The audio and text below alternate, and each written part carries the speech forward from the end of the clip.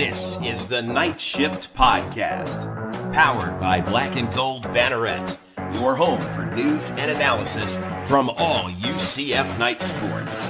The Night Shift starts now.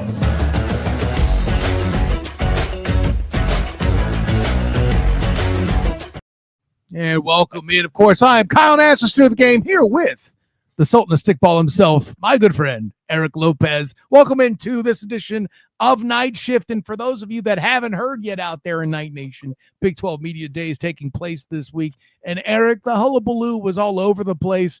And fresh off of the preseason all-conference team, technically not having a UCF player on it, although Lee Hunter counts. You know, he hasn't played the staff yet for Texas Tech and had to get bought to end up out there. We'll bring that up. We'll bring that up later in the program. What do you have to say about that? Of course.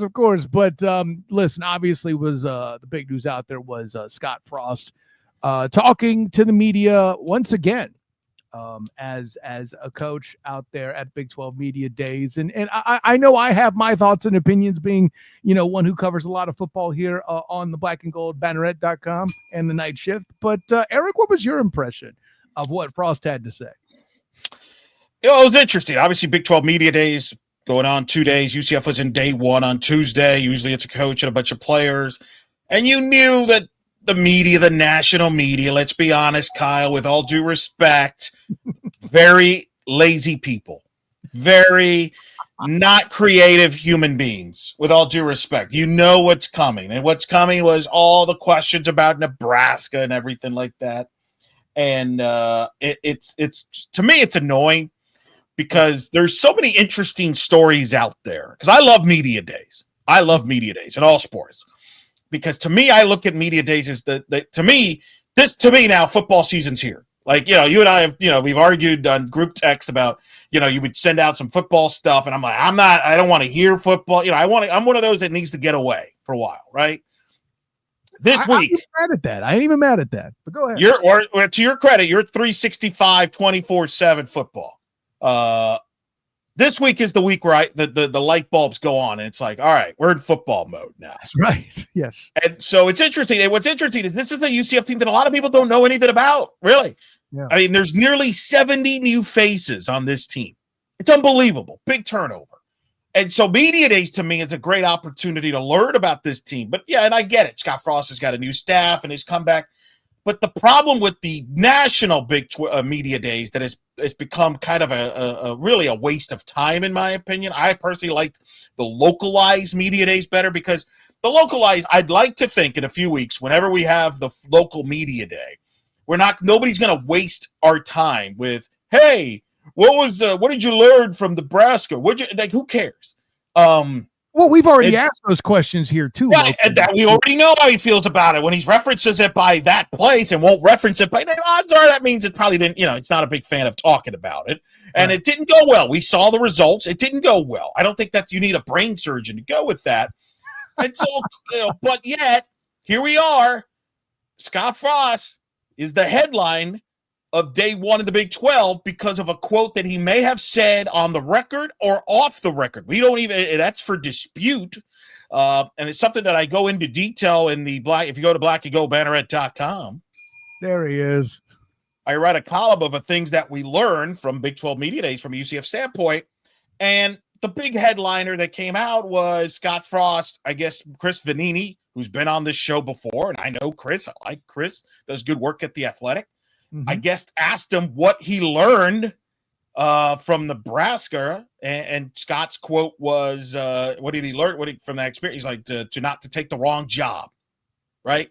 And that was, and all of a sudden that just the sirens went off, and everybody like, whoa, like don't take the wrong job. That is the exact quote Scott Frost was quoted on saying about what he learned from Nebraska. Don't take the wrong job. That was it. And all of a sudden, all the sirens went off, and all the national media that wasn't even there, it's like, what? Did he say that? How can he say that? And of course, Nebraska people, because they, you know, Nebraska fans, most of them live in Nebraska. There's nothing to do there except complain about life, because I would too if I lived in Nebraska. Because what else is there to do? I'm sorry that you live in an area that there's nothing to do, and that we live in a city that actually has a million things to do. They flipped out about it, even though we don't know the context of that quote. And that was kind of like, and it just kind of like, golly, because I've always said it. I want coaches and players to be authentic. I want them to be honest and speak, right? Isn't that what we want, Kyle, when we're at these media things? We don't want, 100%. We definitely don't want somebody who says they're going to go 1-0 57 times, not referencing anybody in particular, of course. But, that we are looking for authentic. You're accurate. Yes, sir. But now the problem is when stuff like this gets overblown, which is what this was, overblown. Now, if you're Scott Frost and UCF, people are like, whoa, what's that about, right? And now what happens? Now they're going to be more cautious moving forward. And who takes the brunt of that? Us. Yes. That don't give a crap. But he's going to be a lot more, and that's unfortunate because I think Scott has a lot of thoughts. And I wrote about this in that column is, first of all, well, let me get your thoughts. I've not heard your thoughts. My thoughts are is you can read it on the site, but I want to hear your thoughts because I don't know your thoughts on this quote. A lot of people have thrown out their opinions on it. And there's details to this story, which I even highlight in the article where like Mark Daniels on the radio show on Wednesday morning highlighted the fact where it kind of gave us an idea of what the idea, where kind of the tone was around that situation. So again, read the article there, but I want to hear your thoughts, Kyle, when you heard about this and your reaction to this whole kind of booza, whatever you want to call it, drama that with this one quote. And of course, you referenced the Bridge, which is a mainstay of morning radio here in Orlando. I mean no disrespect to either the Bulldog, Mike Bianchi of the Orlando Sentinel, nor the voice of UCF, Mark Daniels, who hosts the Bridge leading into, his portion of the radio day there. Listen, I know them. I see them. Some of them at Magic games and UCF events all alike. I've spoken to Chris Vanini. I've been in scrums with him.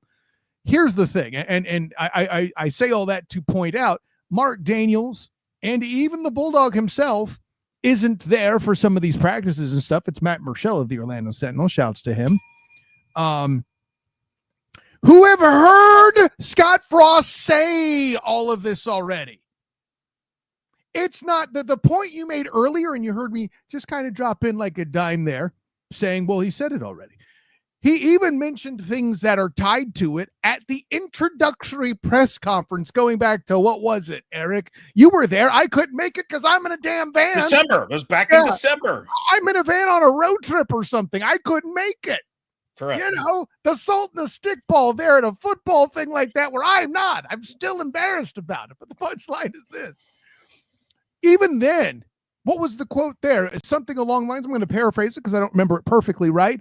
But that's the one where he eloquently said, sometimes you need to learn when to stop climbing and just be happy.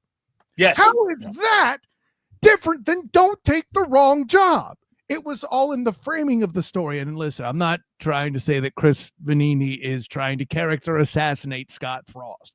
In Vanini's perspective, he probably thinks that's impossible to do in the UCF space. But the Nebraska fans have seen the headline and, well, listen, you're in the space now. And even Dan Patrick in a national article has come out and said, I think it was SI, said that it's a clickbaity culture. I don't need Dan Patrick to tell me that. But this isn't exactly what happened. Entirely too big a deal has been made about this. And it's incredibly frustrating, Eric. Especially if a guy like Frost, to your point, comes out, does his part of the media exchange by being authentic. Heck, I got authentic stuff out of him in 2017 before it was cool, right? Well, that's the thing people don't understand because I was around Scott those 2 years, 16, 17. You were as well. I got your phone number. Correct. But even in 2017, especially, we started to see the dry humor of Frost. Frost could give you a little dry humor in there that sneaks in you. Like, whoa, that was a pretty good line. Like, this was a good line. I think people took this the wrong way. They made it sound like he took a shot at Nebraska. That's not necessarily true. He may have said that was the wrong job because it was the wrong job for him. Maybe the results kind of prove that out. It didn't work. So what's he saying that's false on that? Plus, if the way Mark described it, and I kind of believe Mark's side of the story, he obviously knows the parties involved in that. Of course. That it appears that and we both have covered tons of media days. where a lot of times we're walking by coaches or players and they might say something off the kilt, like thinking like, hey, what'd you think of that guy? You know what I mean? Like, it's just something off remark, because that's kind of the environment. And I think Scott did that. Now, you could say Scott should have known better because it's a national thing versus a local thing. Like, if he says that and you and Matt Murschel are around him, no big deal. I don't think either one of you makes a big fuss about it. But because it's a national guy, he doesn't know if he's being sarcastic or if that's whatever. He doesn't know him as well. So he runs with the tweet and it explodes. And then, as Mark explained, and again, I encourage people to check out the segment on the bridge. I put the link in the article. By the time Frost came out, because this is the thing with Big 12 Media Days now and all these national media days is you got to do interviews with ESPN. You got to do interviews with Fox. You got to do interview with all these outlets now have their own little rooms. God forbid we all, And so by the time Frost got done doing all his media obligations, he comes out and next thing you know, people are telling him, hey, man, did you say that? And then they're like, what are you talking about? And then it becomes this big firestorm over nothing. And this is why he doesn't want to talk about that place. Because what do you want, because if he says something, it's going to be taken out of context and people are going to run with it. This is why people don't want to are very close to the vest with the media, Kyle. And that's what bothers me among this. No, and I'll even add that and say this. I am very aware of the humor you talk about with Scott Frost. Heck, I'm the dude that, in my opinion, was the first question where he started to answer more honestly about UCF and the American being left out of the national. It feels like an eternity ago. But, I'm like, ooh, he took some extra shots there, or responding to, hey, is it a distraction that all this stuff's happening? I mean, the Halo game dropping is a distraction too, fellas. We deal with distractions. It's part of football. That's the kind of humor you're talking about. The whole don't take the wrong job comment, that's him deprecating himself, not Nebraska. Are you kidding me? The whole reason that Nebraska was able to pull him from a job that he loved, by his words, not mine, was because of how he feels about Nebraska. And this insecure fan base has decided he's taking shots.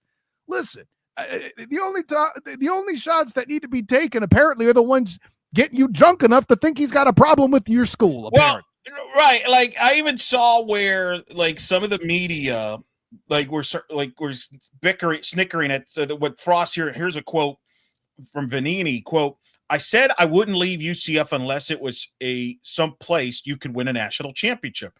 I got tugged in a direction to try to help my alma mater, and I didn't really want to do it, but it wasn't a good move. I'm lucky to get back to a place where I was a lot happier. That's a guy talking in retrospect. He now realizes that. And I can tell you, being around there in 2017, that was not an easy decision for him. He generally, he was yes. Gosh, I saw him at the weekly presser after he privately told the team that he was going and that the upcoming game was his last as the official head coach. He was a mess. And by the way, he was pulled in a direction. That direction's name is Tom Osborne, right? We're clear on that. We were clear on that then. His father lived there. Now, and we get it. It was his alma mater. We get it. I never doesn't corner him and ask him himself personally, as we've all heard happen by now. Right. I truly believe he doesn't leave because while his dad lives there, you know what else had just happened at the time, Eric Lopez? He had just become a father. That doesn't exactly inspire you to move. I can speak to that personally. Okay, listen, I agree. I had trouble attending Super Bowl parties when I had my baby. I'm just saying, my first baby even. So, yeah. No, I agree. I agree. And again, he probably realizes in retrospect, yeah, that was a bad move. That's okay.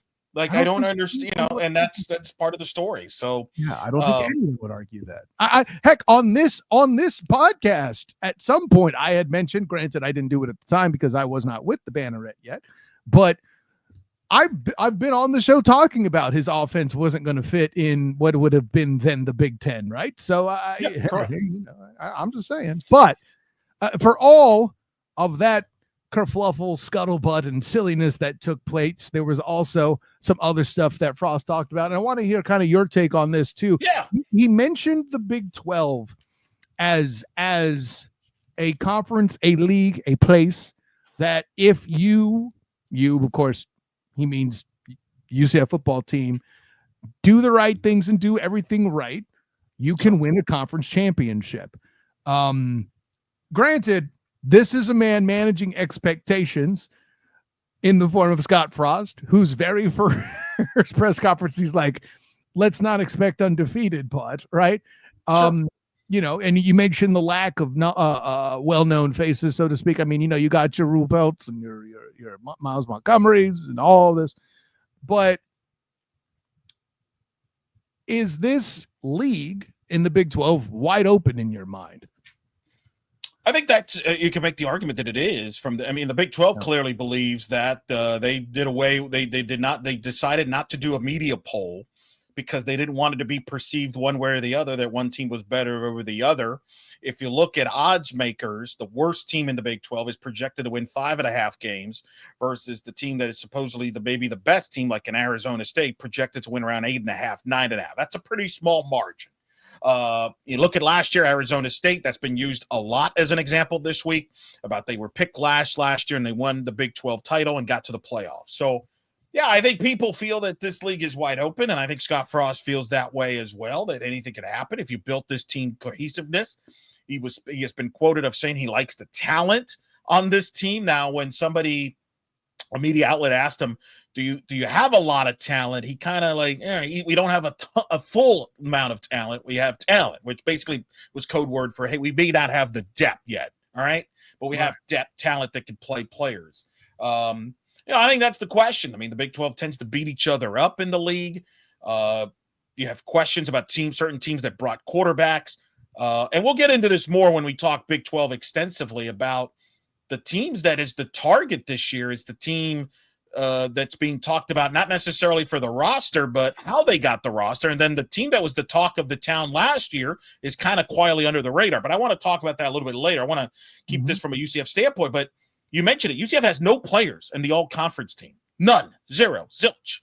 No receivers that have caught a pass for this program last year. Right. And Montgomery, obviously, who made the trip, the running back's projected to be the star running back, taking over for R.J. Harvey. But it's been interesting. That's even in, I don't mean to interrupt you, Eric, but that's even in some conjecture, right? There's a lot of people claiming that Nixon might take that. So it's a whole. I can tell you that Scott Frost pumped him up. Miles Montgomery made the trip. I mean, he's one of the veterans. He's got a chip on the shoulder. He says, I think most of these players are. That was the sense I heard. And it makes sense, right? A lot of these players probably felt they got, jilted somewhere else. Yep. This is their opportunity to shine. So there's going to be a chip on the shoulder on this roster with guys like Miles Montgomery who can prove, hey, this is my backfield. Because remember, at Cincinnati, he had to share the backfield. He comes to UCF. Ends up, he thought he would be a 50-50 maybe split with R.J. Harvey. Turns out R.J. takes up pretty much 80%, 90%, whatever. I mean, can you be mad about it? But also, I'm not sure that was his first choice to have happen, of course. Correct. So I think from a UCF standpoint, I think a lot of people, to your point that you're making, though, is I think a lot of people would tell you that the running back position is still maybe the strongest position that UCF has on the roster. Correct. Despite losing a second-round NFL draft pick in R.J. Harvey. So I think UCF is going to lean on the offense to run the football. Is the offensive line good enough? We'll find. That's one of the questions we'll have to find out in the next month or so. It was interesting to hear Frost and some of the players at UCF talk about Kelly being the best defensive player in spring, that he was the best player, that he disrupted a lot of the offense, and that he had an incredible spring. Your reaction to that, Kyle, that Kelly is a guy that's getting some buzz here from the UCF players and coaches. Yeah, Nigel Kelly is a guy that's gotten buzz. I mean, first of all, it's because he was a transfer from Miami doing his thing, and it was a big deal. And then we didn't see it so much in the field of play. Not to say that he was horrible or anything like that, but the juice did not match the squeeze of hype that we got in the preseason. Now, this could all change. He could come out and have a big season. I'm with all that. Malachi Lawrence, another year under his belt, more experienced, a leader. UCF doesn't have necessarily a history of great defensive ends, but there's an opportunity that can change here, especially in a league like the Big 12. But you mentioned the offensive line, Eric. What makes me excited for the offensive line, and I would pose the argument today that they're the second best group on offense as a position group, is the offensive line, because we've seen Scott Frost quietly build a good offensive line. right? The last time we've seen tackles on offense as a duo as good as Wyatt Miller and Aaron Evans, I can't immediately think of it. Now, granted, they might have seen some better interior players in that time, but as the tackles go, no disrespect to Tylen Grable or Ryan Swoboda or any of these other guys that have come through and been nice enough to talk to us here on the Black and Gold Banneret, but they weren't that pair. No duo was as good as those two, and couldn't you help but notice that's when the whole national championship thing happened, right? So right. I feel good about the O-line more than the defensive line too, especially with the departure of Lee Hunter and Ricky Barber, the defensive tackles that were so central, as I've written many times on the blackandgoldbanneret.com. They do get John Walker back, who missed all of last year, which I highlight. Remember, we argued about the impact of his loss, and I said it was a loss significant. Scott Frost said they didn't have him in the spring because he was still coming back from the injury and stuff, but they're excited to have him back coming here when they report here in July and August. So I'm actually optimistic about the defensive front. And if the offensive line, and one thing Frost keeps, and if you, again, you got to listen very closely when Scott talks, because he's not a yeller when he talks to people. But you got to listen closely. And he talks about building cohesiveness. He never talks about individual talent. Like if you ask about a specific player, he'll tell you about what they bring to the table and everything. But he talks about bringing the cohesiveness. Like he likes the talent that they have on this roster. But the question is, how does it fit? Can they be cohesive? That is something to what you bring up about the offensive line. As an example, in other positions is, do these guys jive together? And I find that interesting that Scott has said that over and over again, which makes sense when you have nearly 70 new faces on this roster. And I think that is something that he is curious about, and they're working on that. And it could be a work in progress. It might go into the season, deep into the season. Who knows? Yeah. So I think that's a couple factors. Now, a couple things he said that I thought was interesting, Kyle, real quick from the UCF. The quarterback position. UCF did not take a quarterback to the Big 12 Media Days. I thought that was interesting, too. I was going to bring that up. Yeah. Whereas in contrast, Colorado, Dion took two quarterbacks to the Media Days. So everybody can do it their own style. That's right. Scott Frost did an interview with the ESPN. A lot of the Big 12 coverage was on ESPN2 or ESPNU or ESPN Plus. Matt Berry hosted it with Greg McElroy and Brock Osweiler, among others. And Frost sat down with them, and they asked him about the quarterback competition with Ja'Cory Brown and Cam Fancher and Tevian Jackson. And he says, look, he feels good about the three guys, but it's still wide open. He saw a lot from, I'm going to quote him here, quote, in spring, we saw a lot from all three of them that would lead us to believe they can be successful, Frost said. I'll tell you the truth. I would go into the season with any one of the three and feel good that they can go win us games. I just haven't seen any separation yet. So I'm anxious for somebody to really take that next step forward and take the lead. We're not just going to anoint anyone. It's going to be earned. And however long that takes, that's how long it takes to figure it out. But the sooner it kind of reveals itself, I think it will be better for the continuity. There's that word again, Kyle, the continuity and the reps, right? And he kind of went on to say in the interview that, the players usually know. The players usually know who's the guy by the time this is decided. Your reaction to his thoughts there on this open quarterback competition, which I'm sure will be a dominant topic when they report later this month, until we hear something one way or the other and who's starting.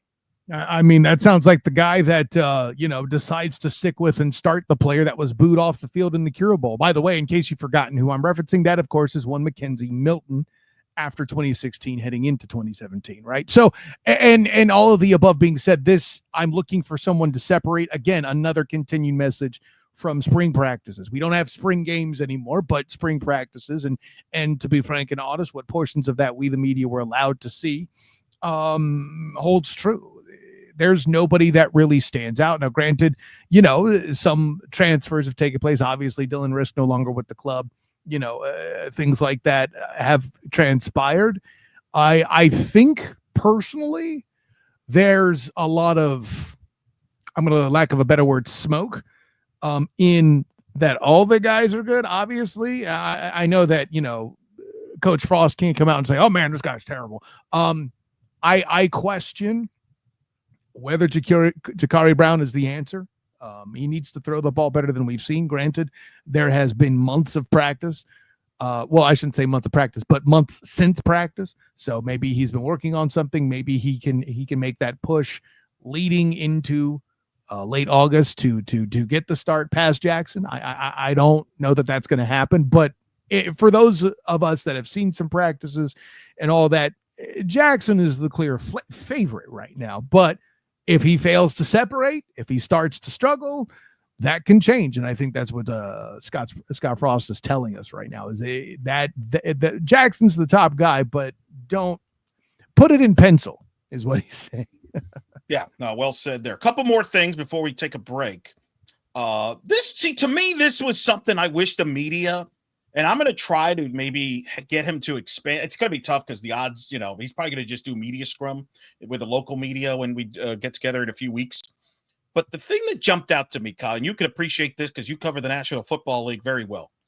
Scott Frost, he was asked when he spoke to the entire media in that scrum in the Big 12 Media Days about his year with the Rams. And he said that he enjoyed his time with Sean McVay, the head coach of the Rams, and Les Snead, the GM, was something that he relished. And he goes, quote, "Yeah, I was really lucky to get there.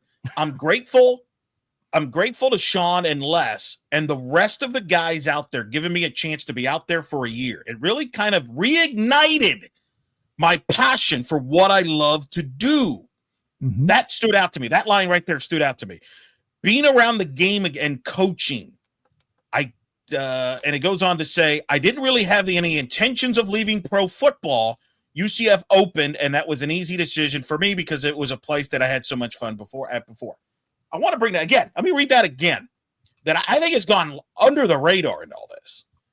It kind of, quote, reignited my passion for what I love to do.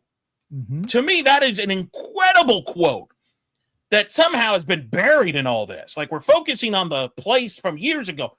I am fascinated, Kyle, between that comment and in the introductory press conference, Terry Mohajir emphasized a ton how he spoke to Sean McVay and Les Snead about Scott Frost and how that was important details in this process. It sounded to me, you can tell me I'm misguiding that quote. Scott Frost sounded like a broken man. Like he probably had lost passion for coaching and football, and that Sean McVay and the Rams brought that back out of him. I am not convinced. If he doesn't go to the Rams, I'm not sure he's coaching UCF today here, Kyle. Am I exaggerating this? I found that fascinating. This is definitely a mysterious ways conversation, Eric Lopez, because I am currently uniquely qualified to comment on the front office and culture of the Rams. But Cal, what are you talking about? You cover the Jacksonville Jaguars on the Duval Dive on the Believe Network.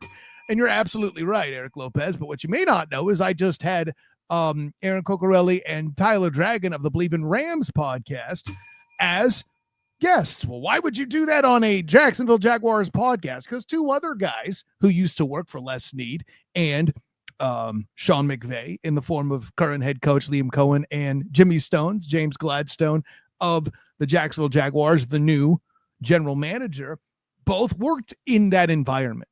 This is a group that had mini camp in Maui, Eric Lopez. Fun is the name of the game. Caring about football is great. It can make you miserable when things are terrible and you're doing it for sentimental reasons, mostly because Tom Osborne told you. It's different when you're there for the game and the culture is healthier and you're there to have fun while doing it.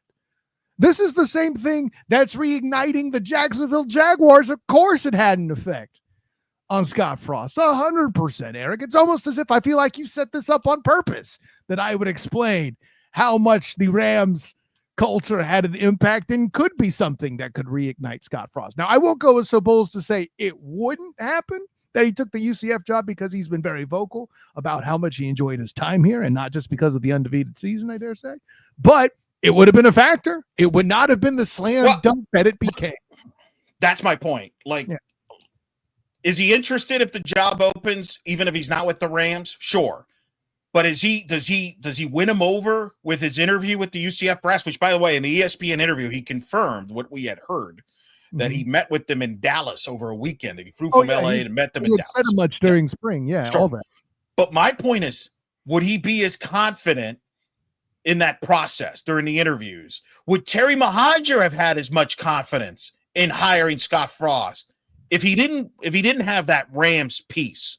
He didn't have that endorsement from Les Snead and Sean McVay. And the change of that, how it reignited him, I think is fascinating. And I really do think that played a factor, much more than I think people think. I think people have kind of blown that off like, oh, he was there for a year. What kind of role did he have? But I mean, we joke about Sean McVay and that, the joke about how if you just spend 5 minutes with him, you can get a head coaching job. Oh yeah, I scheduled the Believe podcast. Maybe I should put in my application. Let's go. But true, and it's funny material. But clearly, there's a reason why people go after, like Sean McVay. People are successful for the most part. Correct. There's something there that's working, and it's a credit to McVay and the culture that he's built. Listen, the Rams. You know this, when they won the Super Bowl, they were in cap issues. A lot of people thought they would drop out. McVay's admitted he thought about leaving and maybe going into media, but they've really done a nice job rebuilding that roster, even with some of the issues they've had with the cap. And it was interesting that Scott mentioned that he saw them and how they work, the roster transaction, which guess what? That's a part of college football now. Hey, what was it? What was it that we talked about this in spring on one of the another episode of the Night Shift podcast? He says he would prefer NFL contracts because at least the commitment's there. That's the difference. But I well, and it was interesting. He talked about this he calls the revenue sharing a salary cap, which I smiled. You called that? It's true. Come on. It's true. He's as skeptical as I am about the cap. He's like, he hopes it works. Because he wants, he saw the NFL product up close and how balanced it is and what a great product it is because of that. And he hopes that's the case in college football, but he admits he's skeptical about that, which I've been skeptical about that. I don't know. I think you're on my side on that. Are you skeptical or are you more optimistic on that? I am not as skeptical as you, but I share in the skepticism because it's different than the NFL trying to wrangle 32 chickens instead of, 130 cats, right into the 100%. I don't know why I changed animals mid-analogy, but you see where I'm going. I got you. So no, it was interesting that he said that, and I agree with him, because it is right. Where I really believe Ohio State's going to follow the rules and say, yeah, sure, we're not going to spend more than $15 million. Like, I find that hard to believe. I mean, even the NFL has a revenue sharing element to it, and salary caps are in place. You can't have a robber baron school like Texas Tech steal a Lee Hunter. It's a good segue. Coming up, actually, you're the host. You tell us what's coming up here on this Night Shift episode. Coming up, a little bit more conversation surrounding more of the Big 12 portion of the conversations there at Big 12 Media Day. And are we finally getting that space game that we've been talking about, or at least I've been talking about, Eric Lopez? We'll find out in just a moment on the Under This Break here on the Night Shift podcast. You're listening, of course, to the Night Shift podcast. And of course, welcome back to this Big 12 Media Days edition of the Night Shift podcast. Kyle Nash, Student of the Game, Eric Lopez in. And listen, I know a big thing we were talking about is how accessible the Big 12 is for the team surrounding it. Another element of accessibility that's improved things for all of college football is the college football playoff. It's made it so accessible that teams that don't even belong get in, like SMU, right, Eric? Anyways, so with all that being said, see, you thought I was going to take a shot at your Knowles. That wasn't happening here. No, I was going to say Indiana, but that's another story. Yeah, that's it. There you go. So with all that in mind, there was a lot of talk about Brett Yormark again calling things out into the carpet. And this was referenced when they were here to have the Big 12 conference meetings locally over here. But again, pushing hard for the 5 and 11 format, meaning, of course, that you have the 5 guaranteed bids and the rest are at large. And we've discussed on this podcast that I think that's more about forcing the SEC to advocate for themselves rather than press for just one more guaranteed playoff spot in the Power Conference. That's kind of where I've sat. But this accessibility piece, I think that kind of matches what Scott Frost was talking about. How if you do everything right in the Big 12, you can win the conference. And I think the part he left out is if you win the conference, you're probably getting to the playoff where anything is possible. Heck, what was it? Arizona State nearly took down a Texas team, for example. Probably should have Eric Lopez taken down. Yeah, look, as of now, the automatic bid goes to the conference champion. So you're definitely locked into one. I think the big question is with the 5+11, which is what Brett Yormark is endorsing and reiterated that at Big 12 Media Days. And certainly, by the way, all the other conferences get going next week. So you're going to hear from Greg Sankey next week in Atlanta. And then the Big 10, because the Big 10 to me is the one that wants that 4+4+ thing. Because I keep saying this, I don't think the SEC cares deep down. I think they're just going to go with the flow because they're going to benefit either way. Like the SEC is always going to have a bunch of teams. The Big 10 is the one I have the big question mark because do we really think the Big 10 has 4 or 5 good teams that are worthy of a playoff? I don't. That hasn't mattered, Eric. I don't mean to cut you off here, but you got to understand this first iteration kind of spits in the face of what you're saying because it was the SEC that was forced to sit at home, right? Well, but that's right. The big thing the SEC is pushing for is schedule strength. Right. That's you're going to hear about that next week.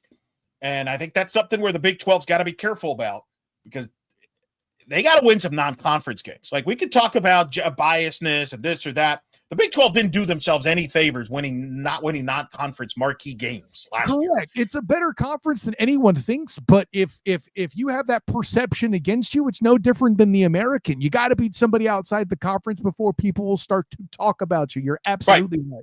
Correct. So I think the SEC, the thing they want is schedule strength because they know they're going to benefit from that based on the SEC slate.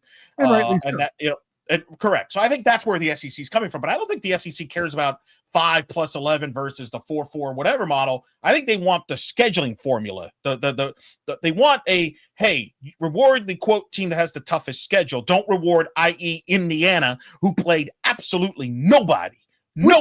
Which is how we got here in the first place, Eric. Yes, that everyone keeps forgetting. We got rid of the BSC. I said what I said. It's a joke. I know what you said. I know what you meant. It's for the audience. I know you know, but we got rid of the BSC because people were hiding behind weaker schedules. Then we got the college football playoff, which kind of alleviated that. Was imperfect, but at least people had to play somebody. And now we're right back where we are, thanks to Indiana and SMU, showing the world that schedule doesn't matter again. Well, because the problem is, I think people are still married to the win-loss record. Well, this team went 11-1 because that was Indiana's argument, right? They went 11-1. Well, yeah, if you didn't play anybody, you could go 11-1 too. Like, awesome. But to me, you got to have some meat in the bones there. And that was my issue with Indiana, especially Indiana, more so than SMU, but even SMU. And listen, the Big 12, their thing was BYU beat SMU head-to-head. Why wasn't BYU considered over SMU? They weren't even talked about. So that's why the Big 12 is not doing this whole media press thing, which I think is kind of silly. I think perceptions are for what they are, but you got to win games on the field, non-conference. So I like the 5+11 personally. That's my preference. Yeah. And I think, look, they got until December to figure out this playoff. I think there's a lot of politicking going around, and I think the big thing is, I'll be honest with you, Kyle. If they can't agree on 16 and just stay at 12, I'm not upset. Like, I actually think 16 is too much anyway. I think we've jumped the shark. So to be honest with you, I hope they bicker and don't agree and just stay at 12. Heck, go back to 8. Go back to 8. That's what it should have been. Should have been at 8. I know it was never 8, but it should have been 8.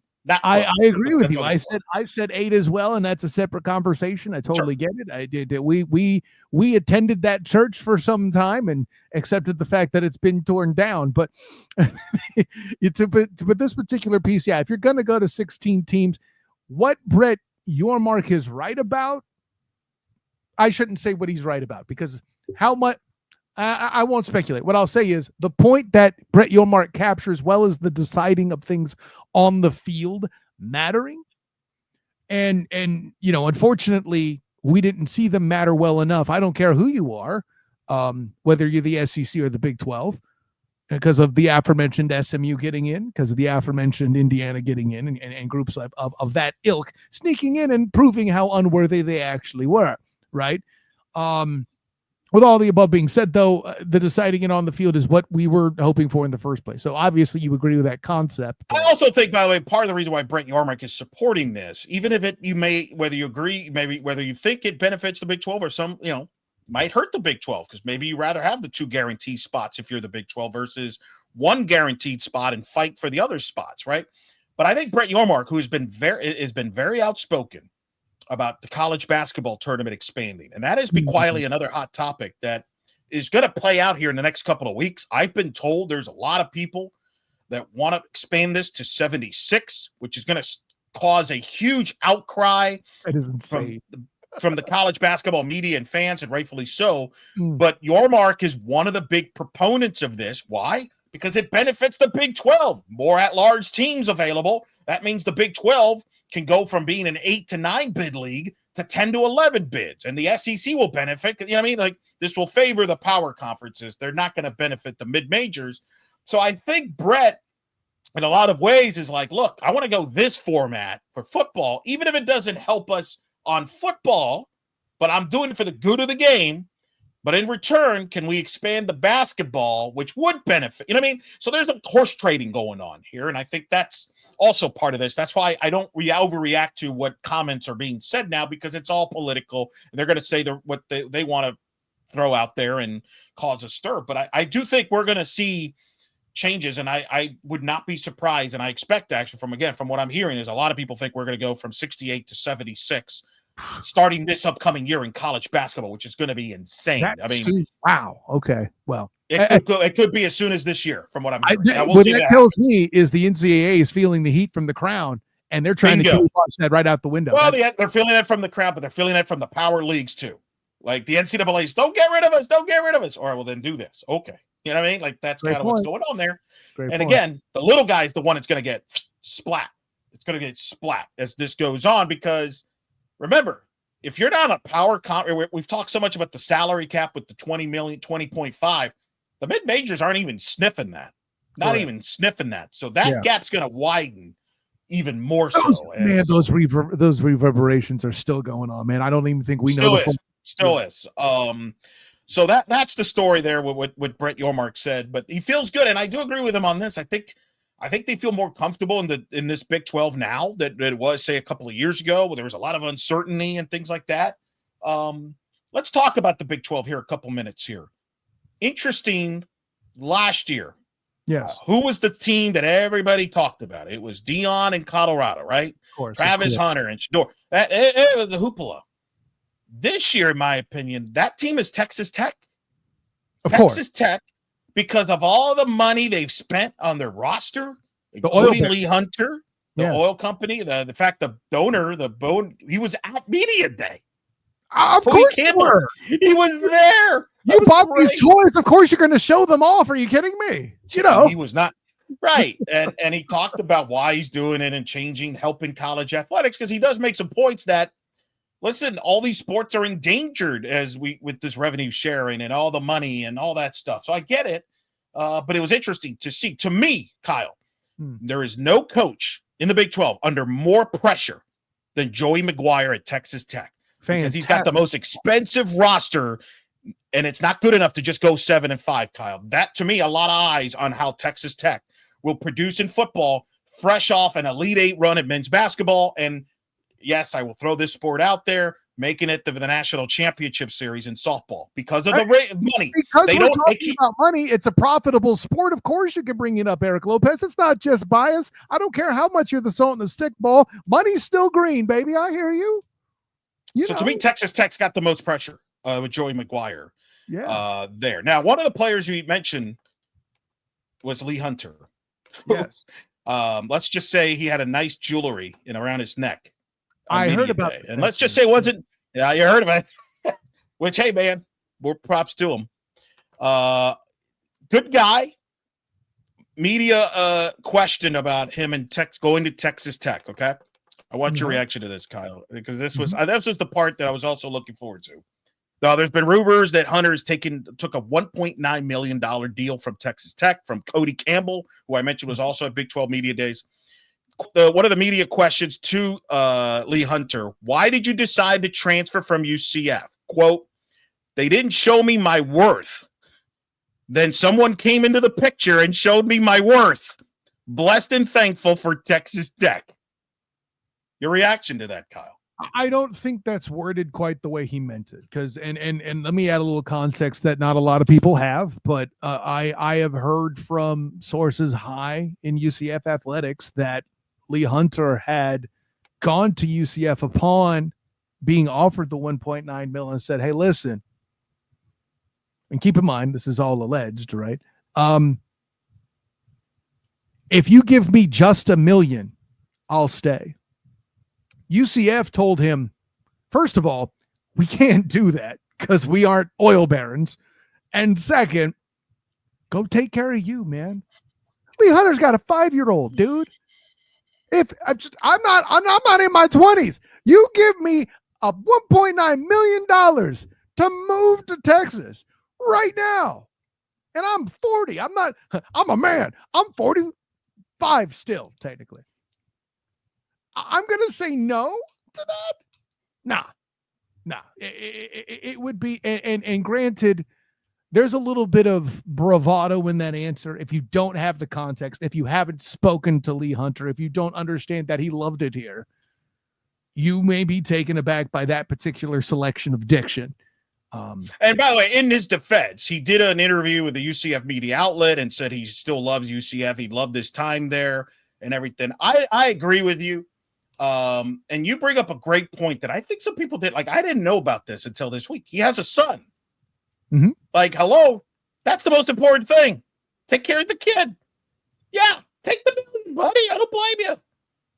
And I get to keep playing football and keep myself in the conversation for being able to do even more if I get to the league, bro. You know, no, props to him, man. He's a good guy. I like him. And again, that's why I hate this portion where people are going to go after these college athletes because they're going to be paid X amount. Hey, man, props to them. They're the ones putting their bodies on the line. Are you? You know what I mean? Like, and that's the best thing about that's the best thing about these local media days is this is when you get to talk to these guys and meet them and know who they are and know the ones that are more humble and are family men and all of that. Well, let me ask you then. You covered Lee. Yeah. How will he fare at Texas Tech with that expectation? Part of a defense that and you know this because they've spent a ton of money on the offensive line. They've spent a ton of. It's been interesting how Texas Tech has used its money from a football roster standpoint. They have spent a ton of money on the trenches, with Lee Hunter being one of them because they determined he was the best defensive lineman available in the portal at that time, right? Yep. How do you think this will this work? Will Lee Hunter flourish over there? What's your early thoughts there? It's hard to believe that he won't at least be serviceable right now. Granted, at that price tag, you need to flourish. And I think it'll be the adjustment will be life is going to be different when you don't have Ricky Barber on the other side to help you out when you're tired. So obviously he still needs to keep working out. He obviously needs to get his stamina better. It's always kind of been an issue for him. But then again, I'm pretty sure that Texas Tech at this point can buy linebackers that can actually tackle running backs in the Big 12, where UCF had struggled with that, leaving he and Barber on the field for upwards of 35 to even 40 minutes in some games on defense. That's problematic when you're a big dude like Lee Hunter, who's already defying physics of what the human body is supposed to be capable of, right? So, but the short answer is, yeah, I think he can flourish. And to his credit, because the storyline is what it is at other places, right? This is the same program that paid the $5 million for the 20th best recruit, probably the top left tackle in the nation. They're not even going to be looking at Lee at $1.9 million. So all that stuff's going to break in his favor, and all he's got to do is break through the middle and tackle the other team's quarterback. I think he's got a fighting chance, man. Would you, if you had that money, resources, okay? Let's just say I put you in charge of a program that had the resources that Texas Tech has. Would you spend it the same way they're spending it or would you spend it in a different positions? Not only would I spend it the way that they're spending it, building a team inside out, there's another team you might have heard of whose head coach I got to talk to a few years ago in Arizona. Another bit of Big Ten country, right? Arizona, yeah. Thing is that coach was Nick Sirianni of the Philadelphia Eagles, and he was building a team that would eventually dominate Patrick Mahomes II and the Chiefs in the Super Bowl 2 years later. After, by the way, losing by a single score in that game on a controversial call. So, yeah, I would do it that way, too. Well, and like full disclosure, I was at Oklahoma City in May for the Big 12 softball championship. Some of the donors that are involved in this were there. And I don't think people understand this. Like, I think the narrative outside is, oh, well, it's national title or bust, which I think is idiotic. First of all, this is a school that had never won a Big 12 title. Period. Like, I think people are missing that. Like, and I spoke to a couple of these people because obviously that was a big story on the softball end because Nyjah Kennedy making over $1 million in softball. By the way, every dollar worth got them to somewhere they've never been to before, the National Championship Series in the World Series. They won a Big 12 title for the first time in program history. They celebrated, man. They enjoyed the bleep out of it. Trust me. And I think from a football standpoint, they're probably thinking the same thing. Like, let's win a Big 12 title and get to the playoff. And go from, that's what they're shooting for because, hey, those bleeping bleeps, Oklahoma Sooners and Texas Longhorns are no longer there. All these SEC schools are spending the money. We can do. And I think that's their argument. Whether you like it or not, I'm not going to get into all that because I'm tired of the topic, but that's their point of view.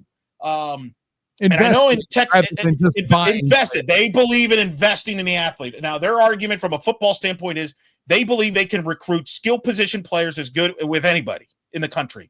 Where they have struggled to recruit is in the trenches because they lose them out to the Oklahomas, the Texases, the SEC. You know what I mean? So they believe that's why. So that is why correct. So that's why they're investing in those positions, Kyle, in that regard. And, but I am not against. I don't have an issue with Texas Tech investing in all their sports. I actually applaud it. And I feel like a lot of times the majority of people that are not criticizing them are people that, that don't have the money or just, sour grapes or whatever. Like if UCF had all that money, are we really going to complain if we're spending? I don't see us complain like, oh, I can't believe UCF spent that much on this guy and this guy and this guy. As long as they produce, Lee Hunter has to produce because we saw with KJ last year when he didn't produce, it got ugly. And that was for allegedly 300,000. Way less. Yeah. Way less. But that's why, like, for anybody, for example, to criticize him going out paying $1 million for a softball pitcher, she made the impact. One player can make an impact in softball. It is interesting to see if this investment will work for Texas Tech. To me, that's the number one storyline of the Big 12 in 2025. Yeah, a pitcher in stickball can do that. You're 100% right. And I listen. To your point, I don't know that I would personally advocate for that much of the money being a driving force for my recruiting as an AD, because money can dry up. And it's one thing to have angry fans. It's another to deal with pissed off investors, because that's when people start getting fired, right? No doubt. So, at any rate, let's keep things in Texas. We'll see if this revenue share cap settles some. I think we'll calm some of this down, but a couple other notes from the Big 12. Oh, yeah. Colorado, I mentioned it. They were the talk of the sport last year. Boy, it's been quiet this year, hasn't it? Yeah. It's been under the radar. Dion was there. People are we don't know who their starting quarterback. Apparently, they're going to play two quarterbacks because they got the 5-star recruit that he brought in with the transfer quarterback that he brought in to replace Shedeur Sanders. He spoke to the media on Wednesday. One of the things that struck me, what he said was, there's a part of him that's excited because last year he had to coach a team and he had to be a father because he had obviously his boys. This year, although by the way, includes Travis Hunter because he considered him as something that's been said many times. 100%. Whereas they're not there. So he could be a coach, even though he loves these players like he would his sons. But he says he could be more locked in on that. He doesn't believe they have a player on the roster as talented as those guys, but he likes the collection of talent more this year as a team than they've had the previous 2 years. That was his quote. to the like Big-12. cohesion. So what? Sounds like cohesion, right? Your react now. He joked about, hey, Joey McGuire, can you send us a few bucks? Like that's the thing. Like, but your reaction to that, I feel like Colorado, I feel everybody's off the radar on them. And I actually think this is good for Dion. I'm intrigued to see what he looks like. I think they're undervalued here. They still have one of the best offensive linemen in the country who we saw last year. Again, is everything. You beat me to it, man. When you see Colorado's listed next to the name of a preseason all-conference, but granted, I get it's preseason, but the fact that this guy was good enough to still break through in the eyes of the hype and the media out there to even get on a list with the way that offensive linemen are usually chosen just based off of who was good last year is kind of insane to me, especially when Colorado's offensive line became so notorious for being as bad as they were. Granted, getting better consistently throughout the year. That has to be mentioned because most people won't, but I find it fascinating that Dion has put himself in the space to maybe potentially have figured out how to recruit offensive lineman. Clearly his one great weakness going from Jacksonville State to Colorado there. But hey, what have I said before on this program? Even the toughest thing to do when you're transitioning conferences is to understand upgrading offensive line play. UCF was in a position to have a line good enough to have a almost 1,600 yard rusher. So they did pretty good with that. They just were bad at a lot of other places. Dion, however, is the inverse. Skill position players all over the place. A dangerous defensive line, at least the offensive line lesser known until lately. It puts them in position to be fascinating, Eric Lopez. I will definitely agree with you on that. Caden Salter is the quarterback to transfer from Liberty, who you saw up close in person. He is among there with the 5-star recruit Lewis there for Colorado. One of the things the Big 12 is very excited about, a lot of quarterbacks back, which makes them think that they could have a really strong year because of the experienced quarterbacks coming back, like Sam Levitt at Arizona State's back, Josh Hoover at TCU, Rocco Beck at Iowa State's back. So those are just some of the top guys. Avery Johnson, who I know you like at Kansas State, is back. So those are just Jalen Daniels, if he's healthy, at Kansas, Fafita at Arizona. So there's some good guys there. And even a Brandon Sorsby, who's in his second year at Cincinnati after starting his career at Indiana, Connor Wegman. That is a reason why, if you're for the Big 12, if you think they're going to have a monster year, is the experienced talent that they have coming back at the quarterback position. That is the big positive that could maybe help the Big 12, hopefully, maybe from their perspective, be a multi-bid league and make a lot of noise this year. That's where you got to be careful, though, Eric Lopez. There are a lot of running backs that went into the NFL this year out of the conference, and also a lot of offensive linemen as well. That is the kind of thing that could lead to disappointment for quarterbacks who have that kind of hype. So make sure you look for all of that and part of it as well on offense. And hey, at the end of the day, listen, so long as somebody gets some people that can tackle, we'll find out what happens on Big 12, where the defense goes to die, allegedly, right? Unless you're Lee Hunter. Apparently that's where you go to get paid. I was going to say, he would beg to differ with you on that. All right, we cannot wrap up the show without I have to bring this up. I don't care about this topic, but I know you love this topic because you've been preaching about this for a while. And we have now word, according to the Houston Chronicle, about Houston and UCF being interested in perhaps the space game, that becoming a space game rivalry game with Houston and UCF. Terry Mohajir. A space cup, if you will. Sure. Terry Mohajir was quoted in the Houston Chronicle. He talked to Joseph Duarte over there at Big 12 Media Days about how he's talked to the previous AD at Houston, and he ensures he'll talk to Eddie Nunez, the new Houston AD, about the fact that both of these teams maybe could play as a space game. You've been campaigning for this for a while, so I'm just going to give you the platform here. Listen, back in the day when we were first talking about this with the transition of the Big 12, keep in mind, we're pre-NIL, we're pre all of this hullabaloo that's now commonplace, right? We were only 5 years removed from Leonard Fournette sitting out a bowl game and that getting people to clutch their pearls, and now entire teams essentially are skipping out on bowl games, right? All of that. But in a world where brand, where advertisement, where revenue, where that likeness not just for the players, but the branding of the schools themselves are a bigger deal than ever before. Eric Lopez, the Space Cup being a thing for Houston and UCF for two schools, by the way, that are among the bottom revenue earners in the conference. It's an opportunity they can't pass up, especially when you're desperate to bring in revenue to keep up with the Joneses. This is long overdue, and now they have even more reason to do it. I tried to tell you that this was inevitable, Eric Lopez, but you wouldn't listen.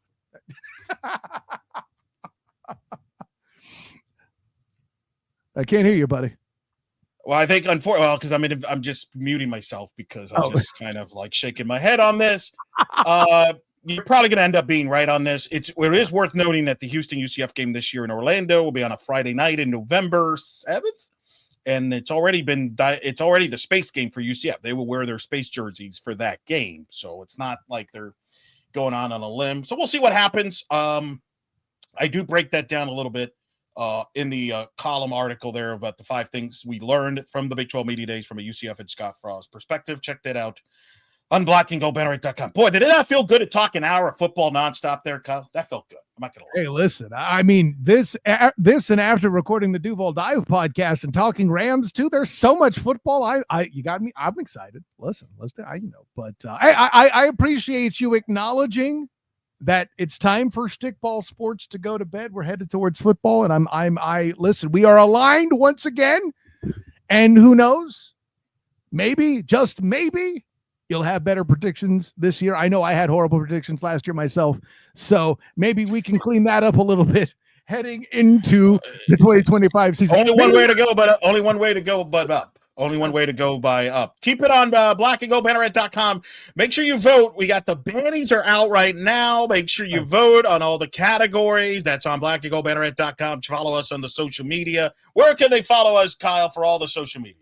Yes, obviously follow. It's UCF Banneret _SBN on Twitter, of course, Black and Gold Banneret on Instagram, of course. And hey, shouts to Bryson Turner for the work of him putting together a good portion of the Banneret, Black and Gold Banneret Awards, aka the Bannies. Eric Lopez, yourself a big contributor with that as well. I came in where I could. Not a whole lot of football opinions to be had in this year's edition of the Bannies, you might notice. I was once a good luck charm, and now I'm not. The two programs I cover most are the ones that are doing not so hot at the moment. But, of course, look for work from Donnie Docs, Don Strouble as well there on the Bannies. Everybody gets involved. I think you might even see a guest appearance or two from our own Jeff Sharon in there in different places. So make sure you check out the Banny Awards. Eric Lopez, remind me your handle. I'm dropping it. It's at Eric Lopez Elo. Eric Lopez. It is Eric Lopez Elo. I got it backwards. Of course, I'm Kyle Nash, Student of the Game. Find me at the SOTG on all things social media. So, for the Sultan of Stickball himself, Eric Lopez, I am Kyle Nash, Student of the Game. This has been the Night Shift Podcast. Until next time, everyone, go Knights! Charge on.